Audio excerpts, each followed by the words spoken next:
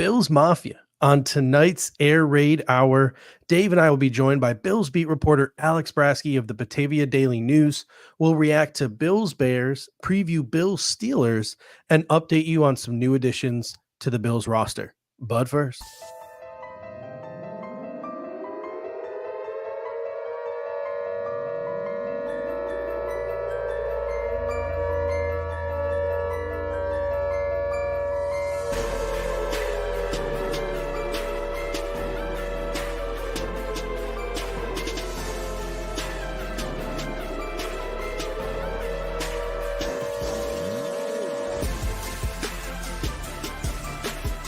welcome to the Air Raid Hour, a Cover One Network podcast.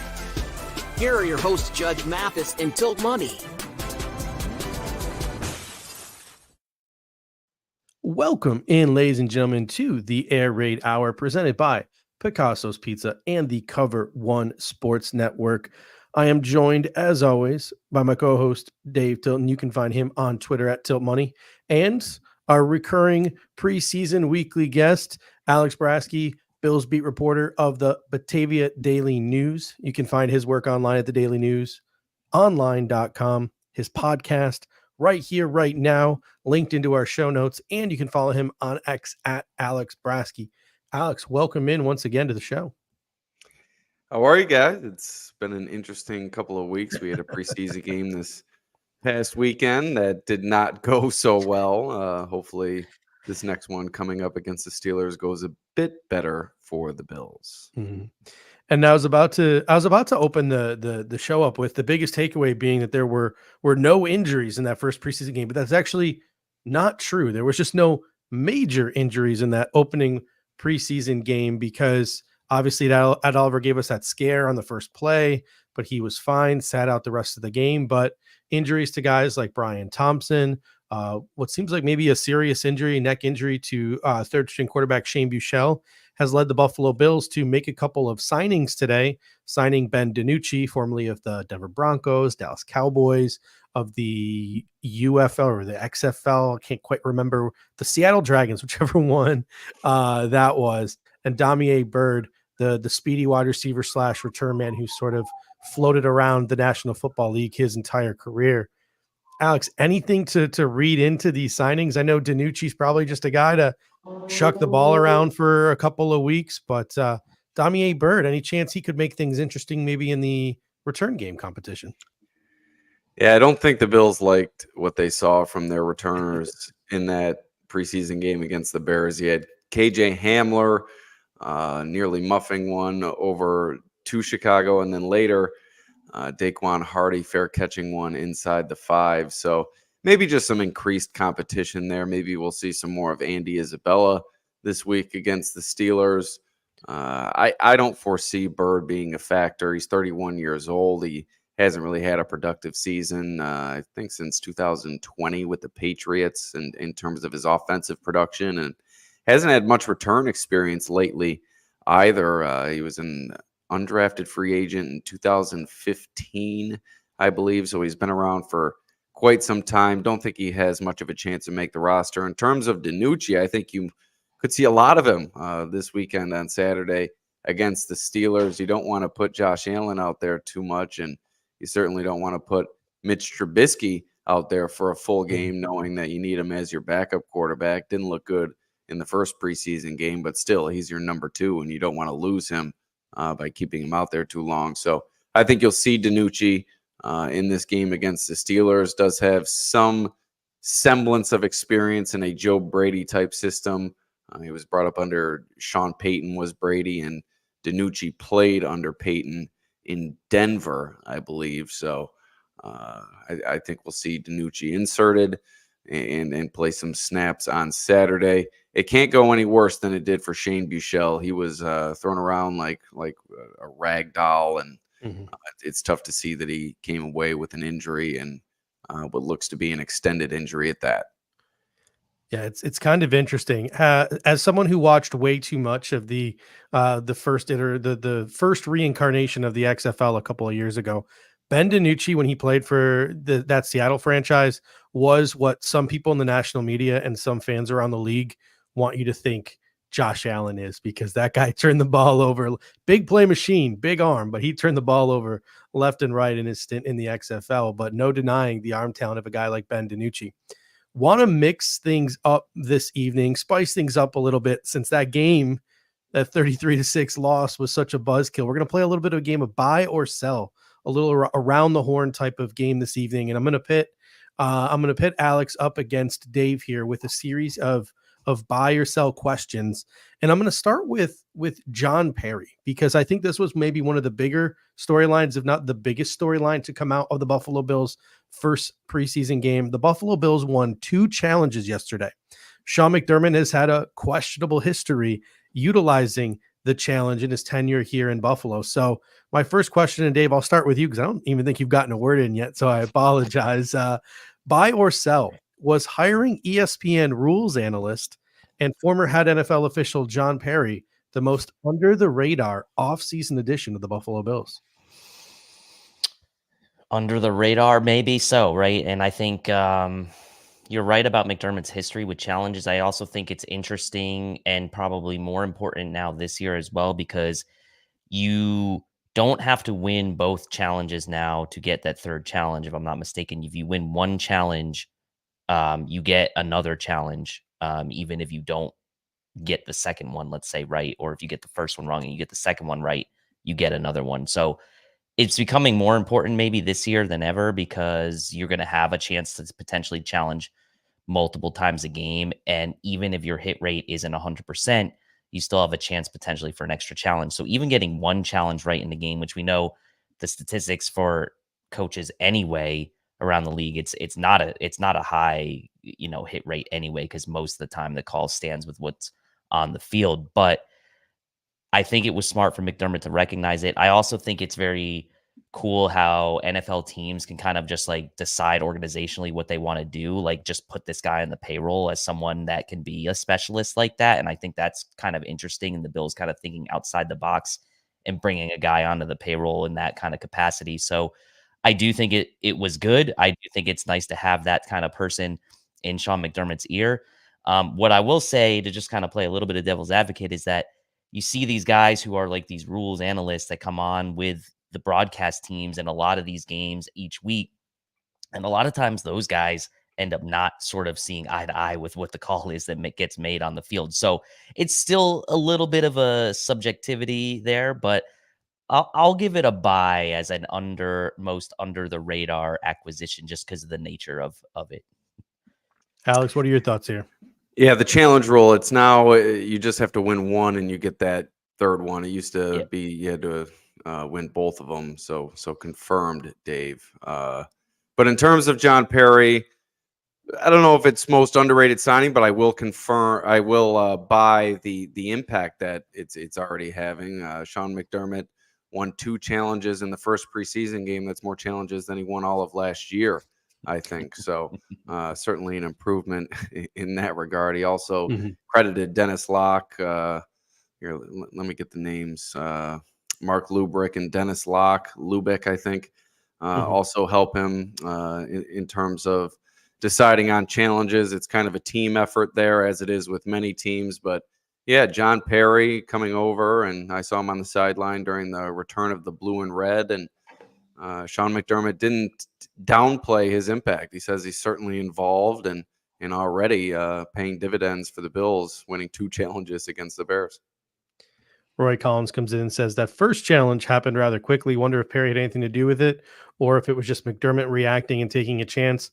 I can't speak to the first one as Roy did here, but I know Steve Tasker made note, because they're right next to the coach's booth. And on the TV broadcast, he said after the second one, everyone was high-fiving John Perry in the coach's booth. So it seems like maybe that was one occasion where the Bills wouldn't have considered challenging, and it was John Perry sort of initiating that second challenge that Sean McDermott had success with there. Because, like, if you're watching the broadcast, it didn't really look like the guy bobbled it. It looked like a good catch.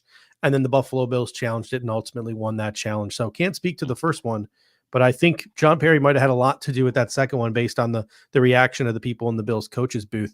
Second topic here. Speaking of rules officials, the Buffalo Bills had 11 penalties for 75 yards on Saturday A good number of them were pre-snap penalties. Alex, I'll start this one with you. Buy or sell? Should we be concerned about the Buffalo Bills' lack of discipline, having weeks to get these things settled in training camp? Yeah, I'm going to buy that it's a concern. During practice today, there was a moment where I believe it was a sequence of either back-to-back or 2 out of 3 plays that the offense committed a false start, led Sean McDermott to kind of slow the practice down and kind of chew into them a little bit. But yeah, that's certainly an area that was of great concern coming out of that Bears game. Offensive line play, another one, but just the pre-snap penalties, just something that you're lacking focus, something that is avoidable, and something that's very correctable. So moving forward, something to focus on, and hopefully this weekend against the Steelers, they have a better showing in that regard. But to follow up that performance with a couple of false starts today in practice, not a good look for the Bills. Dave, what are your thoughts here? Yeah, I'm buying. This team had the 7th most penalties in the league last year for a veteran team that had been, the mainstays had been largely together for a couple years in a row. Offensive line was the same throughout the entire season. Now you have a little bit of shuffling on the offensive line, a lot of new young youth movement across the roster in key sort of contributing positions. So that could also lead to some sort of mental lapses as well. So I will also buy on this that it is a concern as it carries over from the year prior where the Bills had the 7th most penalties in the NFL. Yeah, I know it was a problem in minicamp. I mean, Dave, me and you pointed it out. Like, would it carry over into training camp? And it seemed like it didn't really carry over into training camp all that much, but now it's starting to rear its ugly head again just a little bit. So hopefully the Buffalo Bills can get that cleaned up, because an easy way to lose to seemingly an inferior opponent in the Arizona Cardinals is to take a lot of penalties and putting them in some advantageous positions. Special teams was an issue for the Buffalo Bills in 2023. Saw some positives on Saturday. Tyler Bass made 2 of his kicks, one of them from 49 yards. There was one really nice Sam Martin punt. Good for him to get one really good punt off. A lot of bad, though. Kicking the ball out of the end zone on the new, even though despite the new rules, that's really not advantageous for you to do. A lot of questions regarding the Bills' decision to do that in the first half. 2 shanked punts from Sam Martin, the KJ Hamler bobbling of the kickoff, the Daquan Hardy fair catching a bullet-looking punt inside the 5-yard line, and then multiple penalties. I know there was one on Andy Isabella, one on Kingsley Jonathan. Again, a unit that ranked 28th in the league last year. They made no outwardly major changes. Dave, I'm going to start with you here. Buy or sell? Will the Bills special teams unit be something that holds them back in 2024? I mean, there's really not much worse you can do, right, than the year ago, and the Bills overcame that. And I saw Alex, you put a tweet out today that said Bass was 4 for 6. I think you said today, including a 60-yard make, and obviously made the 2 during the game. So you like to think that maybe Tyler Bass is heading in the right direction. I know 4 for 6 isn't ideal, but making a long one, 60-yarder in practice is nice. I did think Hamler had a pretty nice punt return up that right sideline for the one that he did return. And I'm not gonna be too hard on a guy like Daquan Hardy as a rookie in his first real action against another team. I'm gonna give him a little bit of the benefit of the doubt there.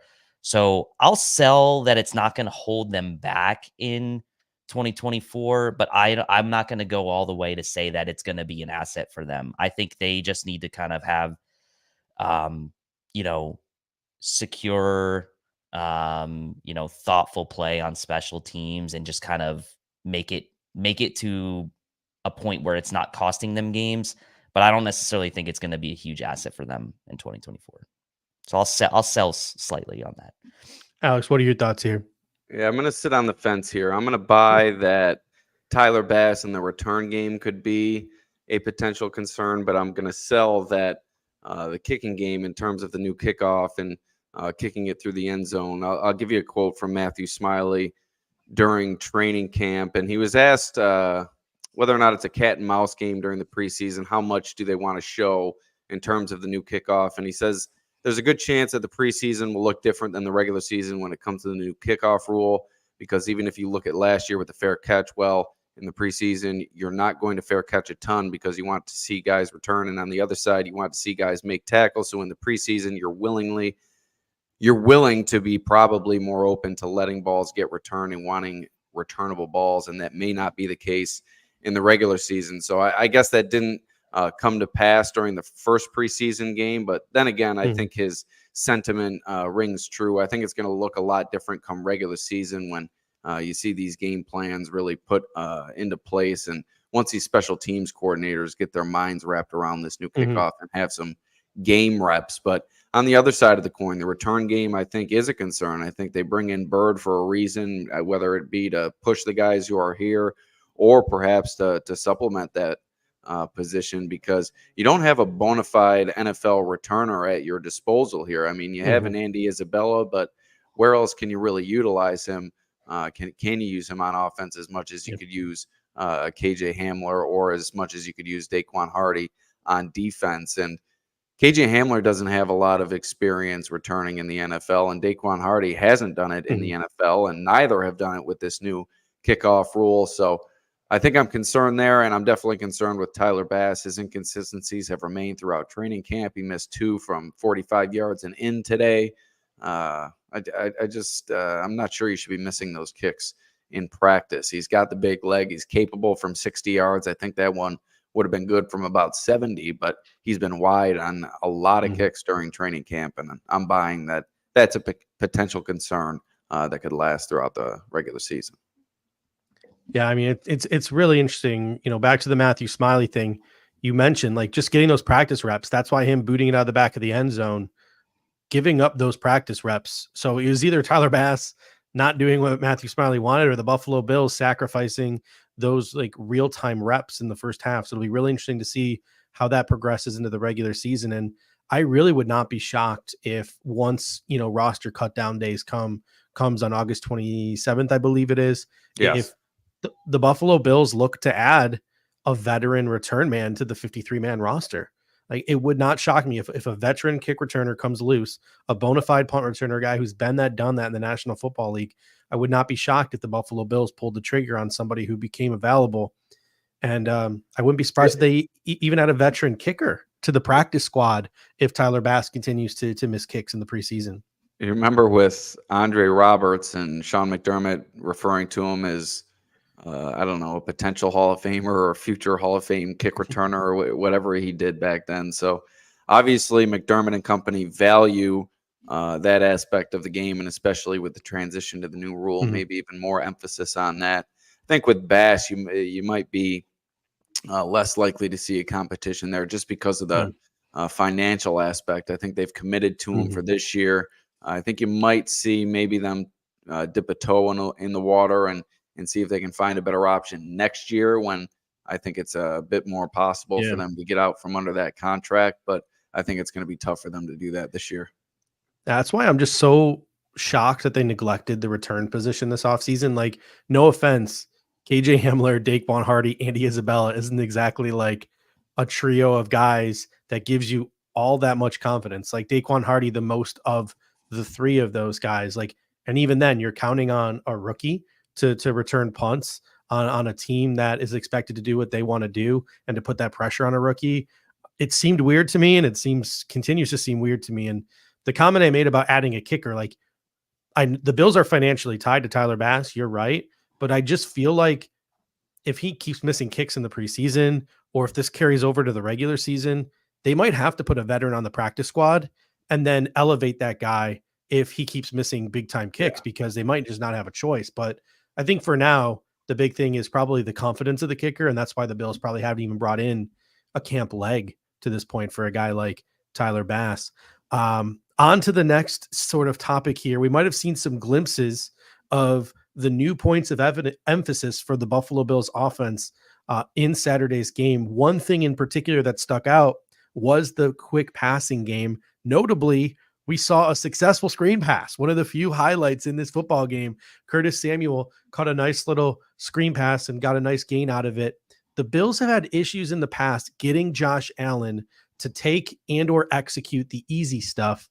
So buy or sell, will that change in 2024? Alex, I'll start with you.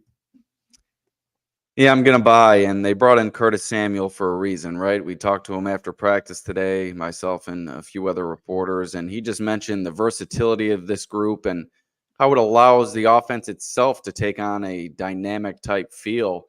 And I think you're going to get that with Curtis Samuel, that usage out of the backfield, whether it be tossing it to him in the flat or running out of the backfield.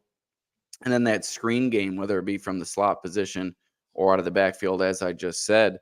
You saw, as you said, a glimpse of it this past Saturday. I think you're going to see more and more of it, maybe as the preseason goes, if the starters get back out there, and then come regular season time.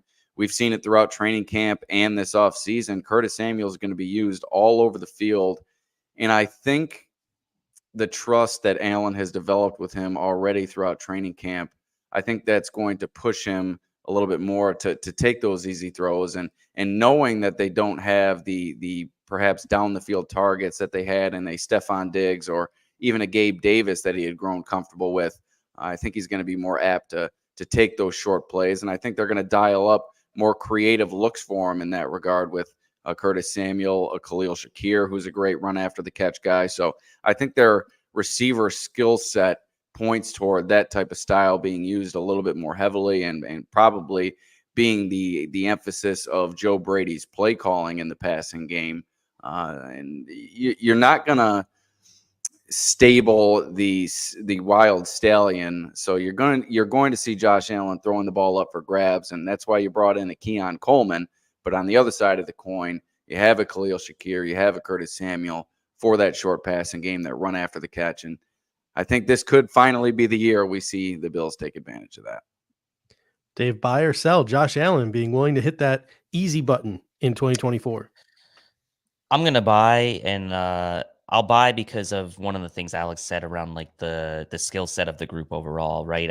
I feel like the skill set and the makeup of this group is a group that will operate efficiently around the line of scrimmage and in the intermediate areas. You have Samuel, who can do some damage around the line of scrimmage and in the short area. Shakir, and by the way, yards after catch as well. Shakir, we saw that nice sort of easy second down throw Josh had. We saw another catch Shakir had where he kind of, he's not the speediest guy, but ran away from a guy just using, leverage, and then Cook out of the backfield, Davis out of the backfield, Kincaid sort of, and Knox. It just seems like the group overall is going to set up for that type of style. And I think that, when we talk about like the Bills going deep last year, was not very efficient last year with Josh Allen throwing the ball deep. We didn't really hit a ton of those deep throws. So an easy button would be nice, especially sort of opening games up with those like 15 plays that they typically script. I think it would be really nice to get him into a rhythm in these games, and it's just going to fit these guys, right? Let those guys do the work after the catch. You have that, and as Alex said, then you have Coleman if you really want to kind of, take some shots, right, on some 50-50 balls. So I'm going to buy on that. Yeah, and Allen hasn't always been reticent to take those short throws. When he had Cole Beasley, that was the engine of the offense, and I think that's where he made his money at that time in his career. So I think just the skill set pointing towards that. I think he might try to regenerate some of that connection that he had with Cole Beasley, potentially with Samuel and Shakir. Speaking of Khalil Shakir, you just mentioned Curtis Samuel and how excited he is in that versatile chess piece that he can be in the Buffalo Bills offense. Khalil Shakir showed that he can be a pretty good safety blanket in this preseason game, and he is a heck of a lot more than just a safety blanket because he can make plays down the field as well. Over the last couple of weeks, I feel like I've been seeing a lot of Khalil Shakir. I've been seeing a lot of Curtis Samuel, and one name that's kind of been a little quiet has been that of Dalton Kincaid. So maybe a chance a couple of weeks into the preseason to rethink a popular narrative that Dalton Kincaid is going to lead the Buffalo Bills in targets in 2024. Dave, are you still buying Dalton Kincaid leading the Bills in target, or are you willing to consider selling that Dalton Kincaid stock right now? I'm gonna buy and hold on that because I don't think the Bills. I don't think the Bills wanted to show anything with Dalton Kincaid in this preseason game. I think throughout camp so far, he's obviously been a stud. He's been catching everything thrown his way. Josh Allen got that trust built up with him as a rookie last year, second on the team in targets behind the whopping 160 whatever Stephon Diggs had. Dalton Kincaid was second on the team last year. I do think that, like, just mathematically, it seems appropriate that he would get the most targets, because I do think Shakir and Samuel may eat into each other's targets somewhat, and you still got to also get Coleman involved. I still think Dalton Kincaid might be your best playmaker on the offense in 2024, just from a mismatch standpoint, what he can do, how smooth he is with his routes, and just from taking advantage of linebackers and safeties that he's going to have just that height and athletic advantage, and just the way he can run routes against those guys. I think he's primed for a big year. I think I'm going to still buy that he's going to lead the team in targets. Alex, what are you thinking here? Still, I don't actually know if you were actually buying to begin with Dalton Kincaid leading the Buffalo Bills in targets in 2024, but is that something you're willing to buy, or are you selling? I am buying, and I just completed what we call our future forecast for Bills Digest, and we did the same thing as we did last year. Myself and Bills play-by-play broadcaster and former Bills Digest editor and now editor at large, Chris Brown, we predict Kincaid's receiving stats. And Chris Brown went 82 receptions, 975 yards, and 6 touchdowns.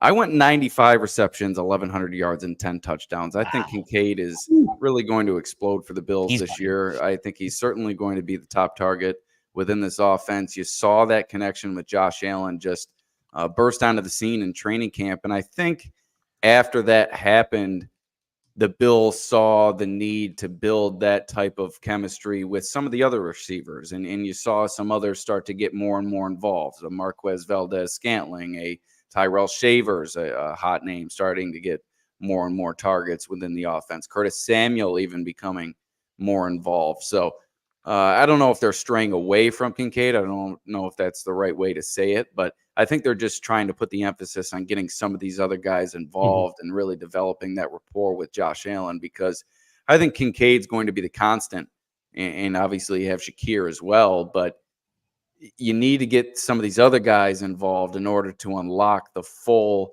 efficacy of this offense. As we talked about earlier, that dynamic style. I think they're comfortable what they've established with Kincaid. I think they're comfortable it's going to bleed over into the regular season. Now these late stages in training camp and in the preseason is the time to get some of these lesser known commodities more reps with the starting quarterback. Continuing on with the conversation with the offense here, Josh Allen made it clear, like, hey, we did not game plan for the Chicago Bears. Like, we just went out there, we did our thing. We had no idea what they were going to do. So we really didn't try to counter anything that they were doing. That being said, both the first team and the second team offensive line, when we were just putting a hat on a hat, were absolutely bullied by the Chicago Bears. James Cook was held to 2 yards on 4 carries. Ray Davis managed to be even worse with 2 yards on 5 carries. So Alex, here, I'll start with you. Should we buy or sell the Buffalo Bills being able to run the football in the year 2024 as being a concern? Something I think most fans think the Bills are going to do a heck of a lot better at this season. I'm not going to completely buy, but I'm going to buy that I'm starting to grow a bit concerned, just not solely based off that performance on Saturday, but throughout training camp, I think they've had a little bit of a struggle to find consistency in the running game, not getting that push up front that they'd like. I know going against an Ed Oliver, who's just been a menace and seemingly knows all the schemes up front that the offense is running before they even call them. So that's been a disruptor for this offense throughout training camp. But you saw it on Saturday, the offensive line getting no push, and there were still some opportunities for James Cook and Ray Davis. And on those few occasions where they had a bit of room to run, even they didn't take advantage. So it was an all-around failure for the running game, this past weekend. And they got to get that figured out moving forward. That's going to be a big part of this offense with the transition to the 2 tight end sets. You need to be able to run the ball, and they're trying to take less off of Josh Allen's plate. And obviously that comes with an increase in production in the running game. James Cook obviously coming off a great year, but can he follow it up? Can this offensive line with the transition they're going through figure it out? I guess it remains to be seen. Need to see more from Ray Davis, in my opinion. Only 5 carries. And you mentioned the 2 yards, but I thought on 2 of his carries, he had some room to run and really failed to find the open space. So left a lot to be desired in the running game this past week. That's something I'll certainly be watching for Saturday in Pittsburgh. That's probably one of the top things I'll be watching for on Saturday is if they can get that game going. And I'm sure the Bills are going to come out and try to establish it because they got pushed around on both sides of the ball against the Bears. And that's what Sean McDermott always preaches, and any football coach for that matter. You got to be physical up front. And I think they'll try to set the tone by running the football this weekend against the Steelers, and knowing how poor off they are with the quarterback situation with Buechele on the mend. Trubisky wasn't at practice today. You're bringing in DiNucci. I think you might see 50 rushes in this game against the Steelers. And just the old Rex Ryan wishbone to finish out the preseason. Yeah, and have the Bills just say, listen, we're going to get the damn running game figured out this week. Dave, what are your thoughts? Should fans maybe start to have a little creeping concern about the Buffalo Bills' ability to run the ball in 2024?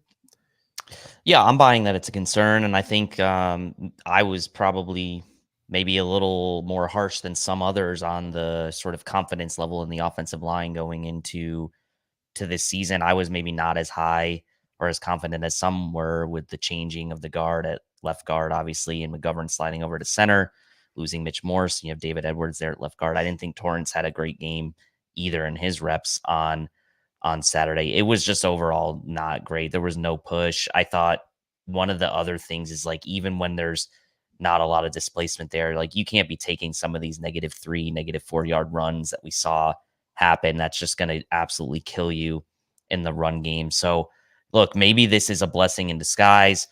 Shane Buechele's injured. DiNucci's going to play maybe almost the entire game. We'll see against the Steelers, and it'll be plenty of opportunity for the Bills to kind of get that, get that attitude and that game right up front for the offensive line.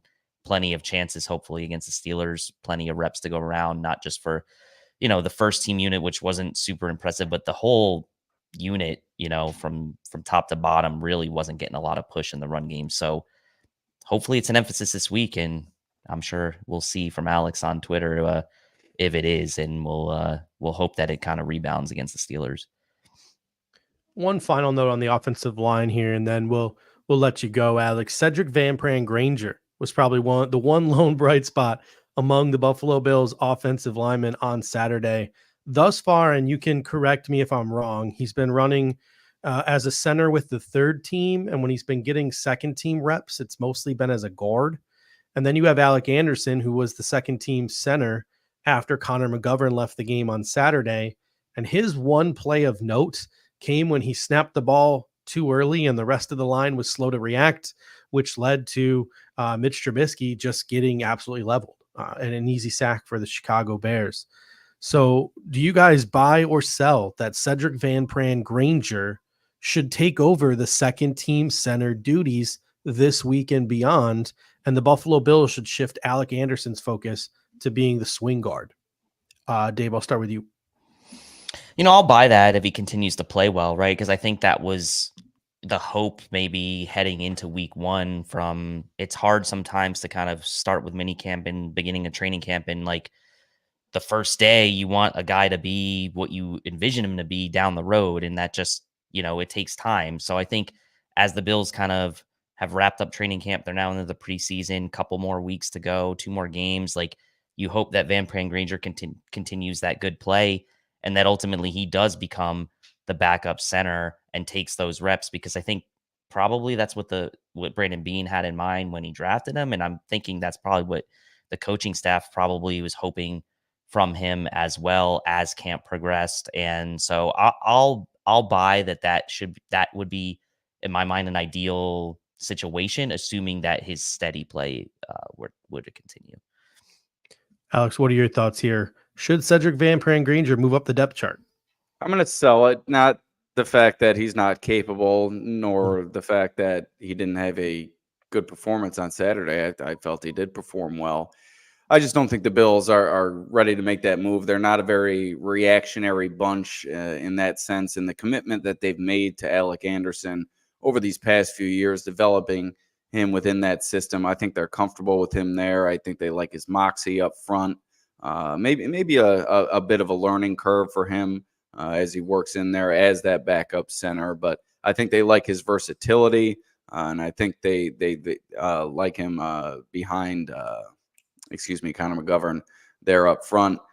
And like I said, I don't think that this group is one to make a decision like that. You go throughout training camp, you've had Alec Anderson running with that second team, and off of one preseason game, I don't think that this group is going to make that reactionary of a decision. It's interesting too, right? Because I 100% agree with you when you say the Bills are fully committed and fully invested in Alec Anderson. There are people who are putting out 53-man roster projections and saying like, well, Alec Anderson's going to be like one of the last offensive linemen, or it's like him versus Till and Grable. And like, there are people who are like calling into question his roster status. And I'm like, let's slow our roll. He's closer to being a starter. He's one injury away, I think, from being a starter than he is from being a guy who's going to get cut unless he absolutely pukes all over himself in the preseason. And compared to the rest of the other 10 guys who performed in the first and second team, certainly didn't puke all over himself compared to his peers. But the thing that I'm stating here is like SVPG has taken so many snaps at center over the last 4 years at Georgia against just such upper echelon competition. If you allow him to just focus on line calls and being a center, it can allow Alec Anderson's versatility to show. So if Osiris Torrance or if David Edwards gets hurt, that's where you can plug Alec Anderson in, and you don't have to worry about throwing a Lyle Collins out there. You don't have to worry about throwing a Will Clapp out there, because Alec Anderson, who I think is better than those two players, or at least has a higher ceiling than those two players, will be more prepared because he is focused just solely on that guard spot. Yeah, I think maybe another aspect is this SVPG. He's a rookie, and center is a position. I know that they threw Osiris Torrance right into the fire at the guard position, but center, a little bit more to it, some more communication. You have to make those line calls. So maybe just not trying to throw too much at the rookie too early. We did see him get some increased opportunities with the second team as training camp progressed pretty quickly, as a matter of fact. So I think they're comfortable with his progression, but maybe just not wanting to throw too much at him too early. And maybe as the season goes, you'll see him work his way up the pecking order and kind of fill out the depth on the Bills' offensive line, because I think that was the most pressing concern after that game against the Bears. The depth of the Bills' offensive line looked really, really poor. The starters didn't do a great job, but the second, third team, as they have throughout training camp, really struggled. Alex, thank you so much for joining us this evening. Let the people know where they can find your work, and can't wait to talk to you again next week. Yeah, you can follow me at Alex Brasky on social media, thedailynewsonline.com. Also, Bills Digest season preview issue coming out fairly soon. We'll keep the podcast rolling right here, right now. Takeaways from each practice, myself and AJ Cebulski. Really, that's all I got for you. Big week this week, the Bills joint practice in Pittsburgh. So make sure you follow along there, and the preseason game in Pittsburgh as well. Thank you so much, Alex. Really appreciate it. Thanks, Thank you, Alex. guys. All right, ladies and gentlemen, this show is brought to you by Picasso's Pizza. 4 great locations in Williamsville, Blaisdell. Oh my gosh. Don't have my script in front of me, but there are 4 great locations in the Western New York area where you can go and you can find yourself Picasso's Pizza. It is buffalo pizza, the hand cut, cup and char, all that good stuff. Go online at picassospizza.net. And if you're an out-of-towner like us, you can even get it mailed to your home. Once again, that is picassospizza.net. All right, Dave. Once again, always fun to talk to Alex. Always got such good, insightful information, boots on the ground there at Buffalo Bills camp. I want to talk a little bit more about this Bills versus Bears game and some takeaways that we have. And I want to start with the offense. Mm-hmm. One of the things that really stuck out to me was Josh Allen was pretty candid after the game. He's like, guys, relax. We didn't game plan, right? He was pretty much telling everyone to take a chill pill. One thing I think you didn't notice from the Buffalo Bills offense was I didn't see any use of motion really. And that's one thing that has been a huge part of training camp. That's something that I don't think is going to get unveiled until the regular season. And you really can't judge this Buffalo Bills team until they add that wrinkle, because I think that wrinkle can make them super, super dangerous. And again, having only watched the game once and not having rewatched it, I don't really think we saw a ton of play action either, which is probably going to be a pretty big staple of the Buffalo Bills offense. So if you're a Buffalo Bills fan and you're kind of freaking out over what happened during this game, the fact that they didn't introduce any of those type of wrinkles, they're saving those wrinkles for the regular season, gives you hope that the whole offense in totality can turn around too. Because if the passing game gets cooking because of the use of motion, because of the use of play action, that'll help you in the running game as well. Yeah, I'm not really that concerned about sort of, the like Josh Allen. I'm not concerned about him. I'm not really even concerned about the skill position players themselves, right? I think we knew that there wasn't really going to be a ton schemed up here. The Bills, I think, maybe to some people it was a surprise that they even let the starters play, let alone Josh Allen, right? Mhm. Okay, maybe the offensive line gets a series or whatever, but there's a lot of new faces, right? So even a few reps, could go a long way and just giving some live bullets, Mhm. But at the end of the day, I'm not concerned about sort of the game, like the game plan or lack thereof, or the skill position players. To me, my biggest concern still is what we just talked about a few minutes ago, and that's the offensive line being able to generate push Mhm. in the run game. Because to me, that is something that regardless of what you're game planning, motion, whatever, like you need to be able to move the guy in front of you if you're a member of this Bills Mhm. offensive line. So that to me is agnostic of a game plan, motion, whatever. So again, not too worried about the scheme, game planning, anything like that with Josh Allen Mhm. in the offense. For me, it still comes back to the offensive line. The defense is where it gets interesting, because I think you started to notice on Saturday just how different this defense is going to look in terms of a personnel perspective. And they were still without, Daquan Jones, Matt Milano, Ed Oliver left after the first play. All those things are true. A couple of the safeties are banged up. I think a lot from the defense, you can't glean a lot from the defense, because just like the offense, I don't think there was a lot of intent with blitzes. I think they were just sending blitzers to see what worked, what didn't. I don't Mhm. think you're going to, again, not going back and watching all 22 or anything like that. I don't really think the Buffalo Bills were probably disguising coverages like guys like Sean McDermott and Bobby Babich are known for. So it's not exactly like the Buffalo Bills defense went out there and really game planned specifically for Caleb Williams and the Chicago Bears.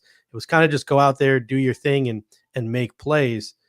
That being said, I don't know. Like, I'm thinking that the defense is probably gonna not look like the defense that we're used to the first couple of weeks of the season, as A, guys come back from injury, and B, guys learn to play with one another, because there are some new pieces on this defense.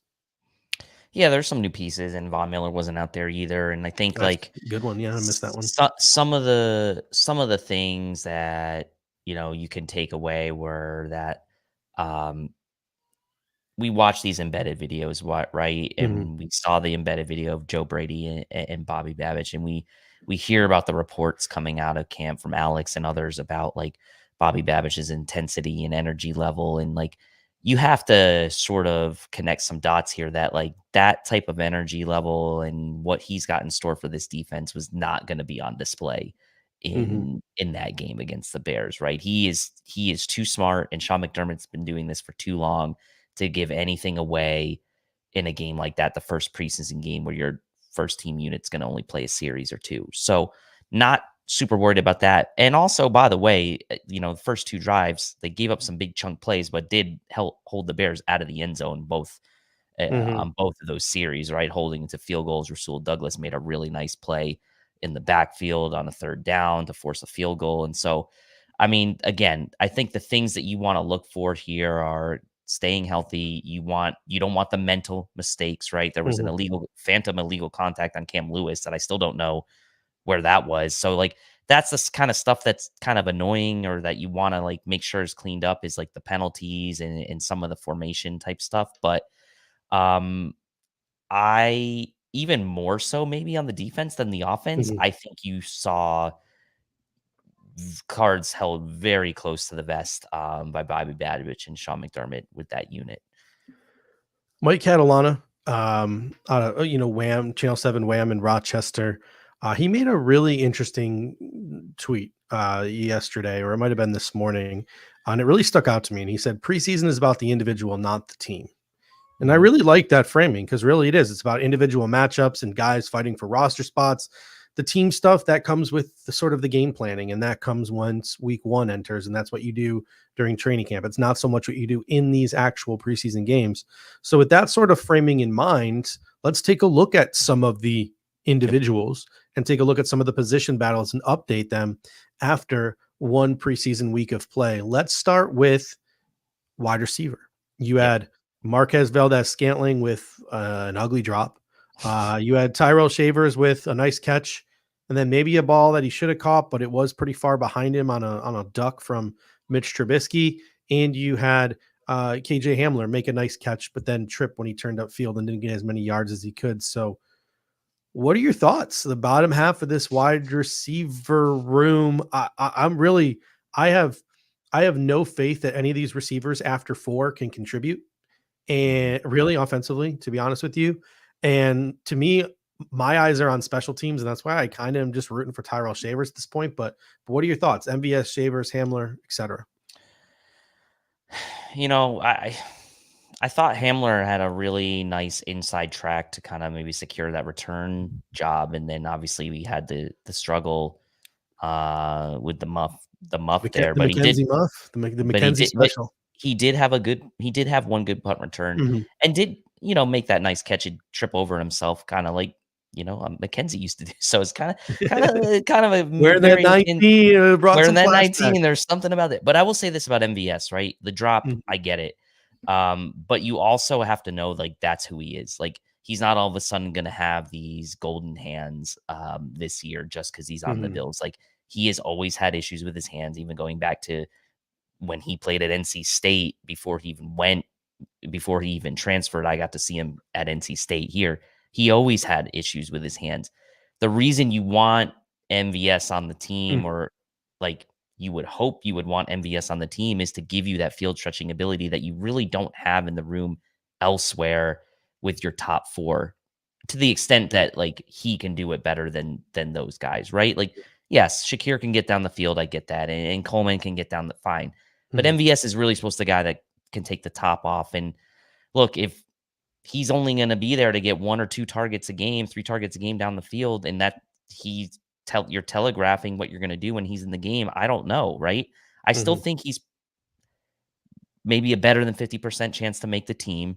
Mhm. But yeah, that 6th spot, like at this point, I'm kind of hoping it ends up being Shavers, and that Hardy in these Mhm. next 2 preseason games can kind of secure that return job. That's kind of what I'm hoping.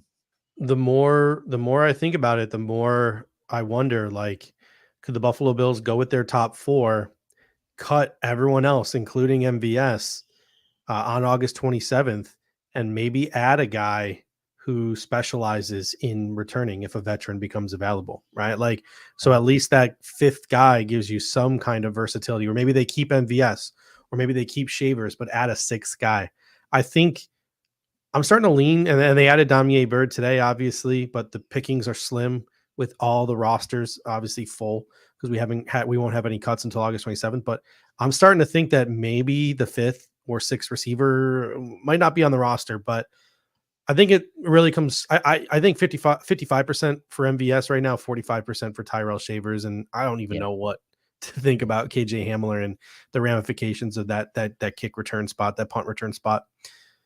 I'm still I'm just I'm kind of peeved with the Buffalo Bills right now. I don't know, Well, Ty like, Johnson's back at yeah, practice, so maybe Ty he's Johnson gonna back in practice. maybe he'll be the kick Yeah, returner. So I'm kind of peeved with the Buffalo Bills right now, because I feel like, and again, we've had this conversation all off season, right? People have sort of come at us because we have been a podcast that's very vocally saying SVPG has no shot in hell at competing for the starting center spot for the Buffalo Bills, and so far that has come to fruition. He's mostly run with the 3rd team. That doesn't mean that you or I are down on SVPG. We both like him right. a lot. Yep. I think the Buffalo Bills are just staring the obvious in the face and ignoring it. SVPG should be the backup center, as I was talking to you guys when Alex was on. He should be the backup center, right? Let him focus on getting all the reps behind Connor McGovern. And if Connor McGovern goes down, it should be SVPG who slides into that spot.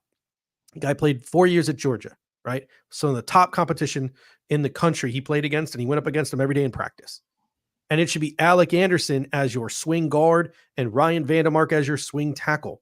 It just seems so freaking obvious, yet the Buffalo Bills are not pulling the trigger on it and seem to be consumed with making Alec Anderson just an absolute Swiss Army knife at all three interior spots. Yeah, and I mean, look, we're through one preseason game. There's still 3-4 weeks to go before Mhm. week one. Basically a month to go still until week one, a little under. There's still time, right? And things Yep. could change, but I think, Alex, he sold, I bought on the SVGP, moving into that second team spot. And he's right about the Bills not like reacting to this stuff as quickly. Mhm. And they see him in practice every day. And, you know, maybe he is getting, beat, more readily than they would like to see before they can move him up a spot. So, there's still time, right? And so we'll Mhm. see how it plays out these next, 3 weeks. But I think conceptually, I agree with you. Like that would be an efficient use of the players, right? Mhm. And like allow them to focus on, less things, less on their mind, clear their mind a bit, less thinking. That seems to be reasonable. I think that's a reasonable thought, but we'll just have to see if the Bills kind of make Mhm. that, go that way here in the next couple weeks. Based on the rep petitions in the preseason game, the backup right tackle on the depth chart, Richard Garage, was not the backup right tackle when the Buffalo Bills brought out their second team. It was Tillin Grable. I don't think either of them, Grable or Garage, played very well. Neither of them look like 53-man roster caliber players, at least against the Chicago Bears. Things could change over the course of the next couple of weeks, but at least in terms of who the Bills are putting on the field first, it looks like, and not a shocker, right? The rookie 6th-round pick, Tillin Grable, has the advantage over former UDFA 1-year practice squad redshirt Richard Garage. It'll be interesting to see if that repetition changes against the Pittsburgh Steelers.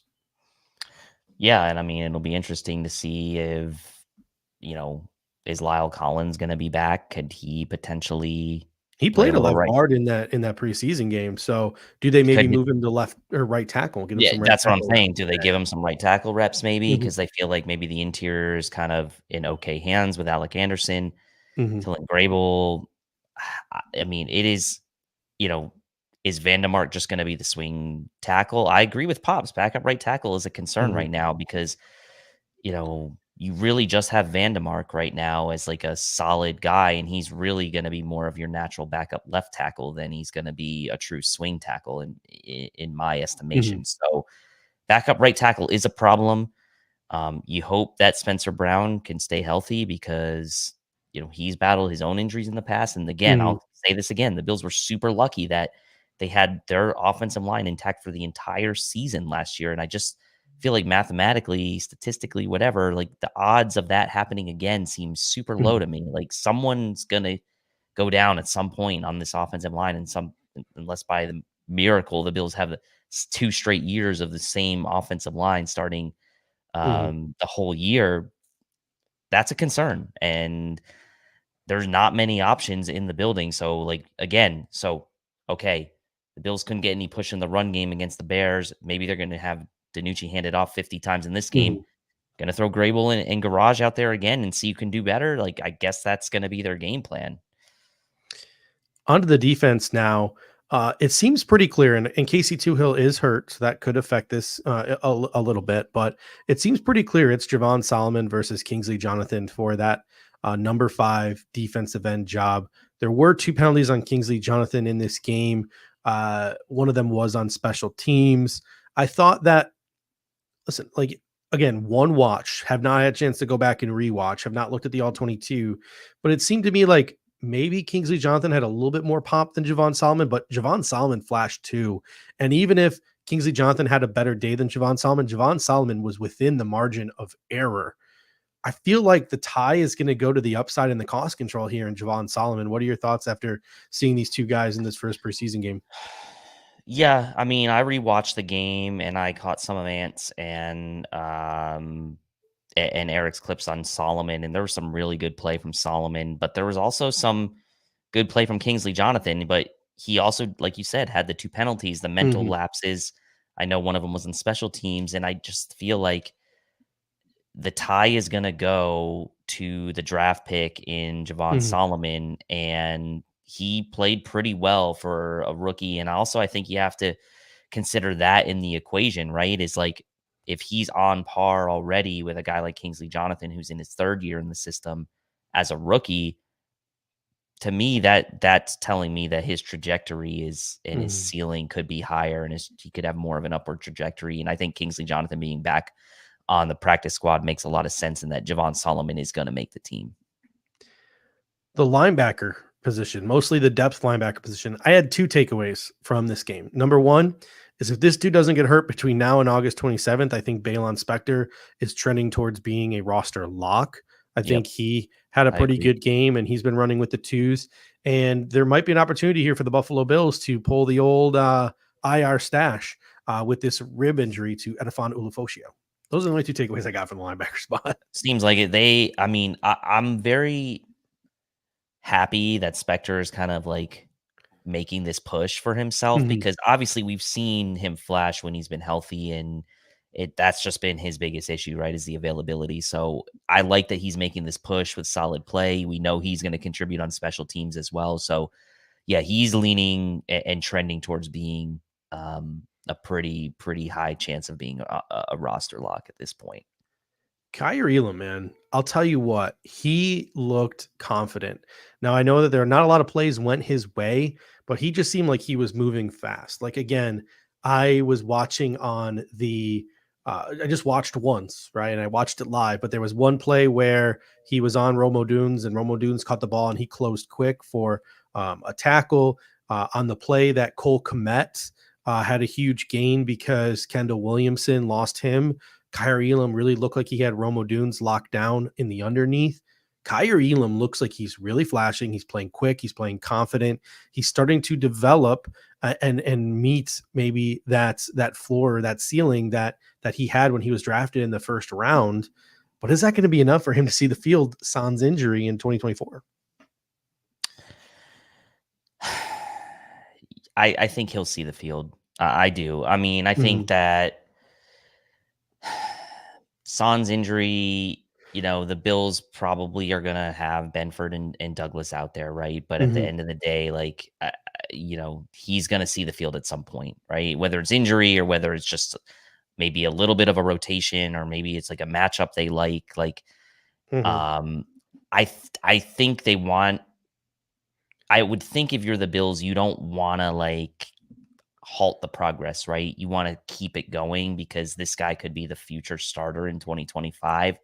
Now, I'm not saying you put 2024 in jeopardy by any means, right? If Benford and Douglas are the guys and they're healthy, they're going to be playing like a majority of the snaps. But I do think there is some opportunity for Elam to see the field in certain situations, or, in certain, maybe the Bills get out to a big lead or something, and they give him some reps. Like, there are situations where I could see him getting playing time. Pops Mafia comes in and says the defense will be as good as the safeties can play. And that's the question here, right? Like, Rapp and Hamlin were the starters heading into training camp, right? Like, you thinking to yourself, it's like, well, you got Rapp coming back, 2nd year in the system. You have Cole Bishop, a 2nd-round pick. You have Mike Edwards, who's always been just a solid guy in the National Football League. You have Damar Hamlin, who performed before that awful injury that he had in Cincinnati. He looked like he could be a guy on the come up, and he's 2 years removed from injury. And you have Cam Lewis, the safety blanket. It's like, we'll be fine. We'll be fine. And then 2 of these guys go down in like the first week of training camp, and all of a sudden you're breathing into a paper bag because, you got guys like Kareem Jackson and Terrell Burgess coming in off the streets. Like, after Rapp and after Hamlin left the game, a lot to be desired. Kendall Williamson, I never want to see that dude play football again for the Buffalo Bills. Like, I just don't think he's very good. I don't really know what the Buffalo Bills see in Kendall Williamson. Terrell Burgess, Kareem Jackson, they're still trying to get comfortable and used to the system, catch their conditioning up because they missed a lot of the OTAs. I really think, and this is one thing I pointed out on social media, Cam Lewis started the game at nickel corner for Teron Johnson, who didn't play. Like, just give those reps to Daquan Hardy and give them to Corey Couch and let Cam Lewis focus on the safety position and the safety position only, because we hit week 1 of the season. If Bishop and Edwards aren't back by week 1, we're 1 injury away from Cam Lewis having to start at safety. I want him to have as many repetitions there as possible. And 2, I honestly wouldn't mind, because I've always been high on Cam Lewis. I wouldn't be mind if you give him more reps at safety, allowing him to, I don't know, push DeMar Hamlin a little bit and give him a little bit of competition there at the free safety spot. So I really would like to just see the Buffalo Bills let Cam Lewis, for now, focus strictly on the safety position.